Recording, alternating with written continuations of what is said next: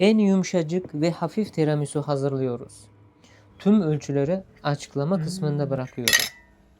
Öncelikle yumurtaların sarılarını ve beyazlarını ayırıyoruz.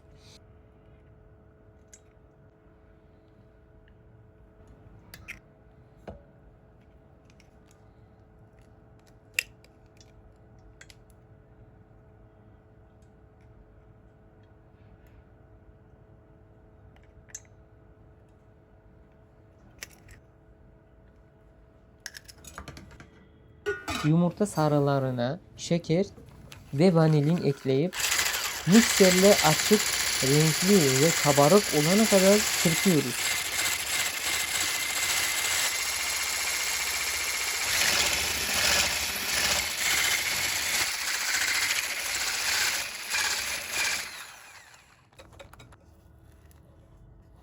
Ardından mascarpone peyniri veya krem peynirini ekliyoruz. Ve silikon spatula ile nazikçe karıştırıyoruz.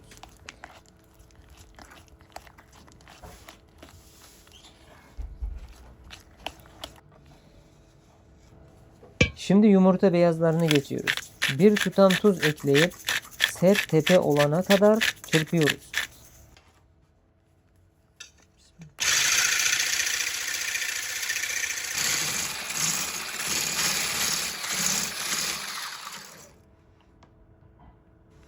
Daha sonra beyazları sarılı karışımı ekleyip hava kaybettirmeden dikkatlice karıştırıyoruz.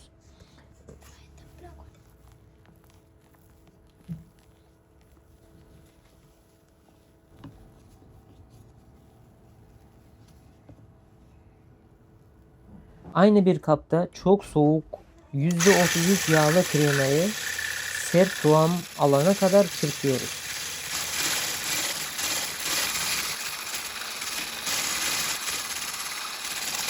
Kıvamın hazır olduğunu nasıl anlarız? Çırpıcıyı kaldırdığınızda karışım formunu koruyorsa doğru kıvama gelmiştir. Kremi ekleyip tekrar spatula ile nazikçe homojen hale getiriyoruz.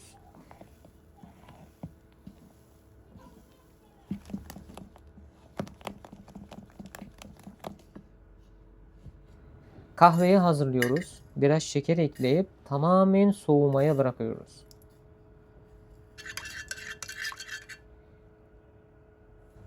Savoiardi kedi dili bisküvilerini kahveye hızlıca batırıyoruz. Her iki taraf için 2-3 saniye yeterli ve kalıba diziyoruz. Üzerine krema eşit şekilde yayıyoruz. Bu ilk kattır.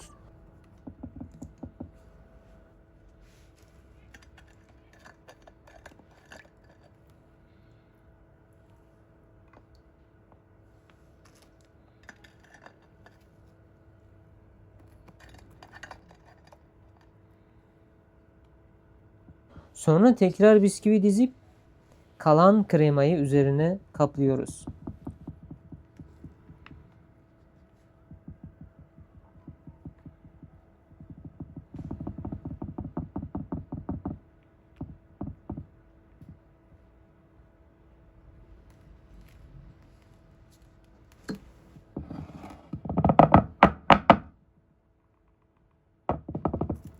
Streç filmi kapatıp en az 12 saate buzdolapta dinlendiriyoruz.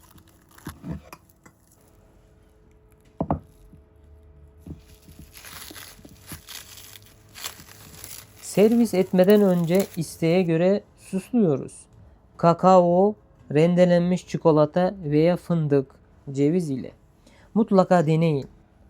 Bayılacaksınız.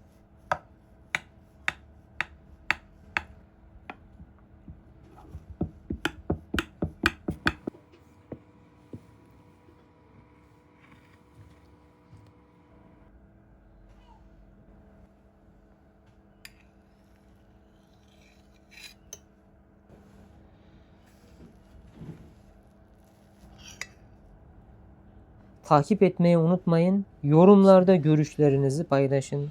İzlediğiniz için çok teşekkür ederim.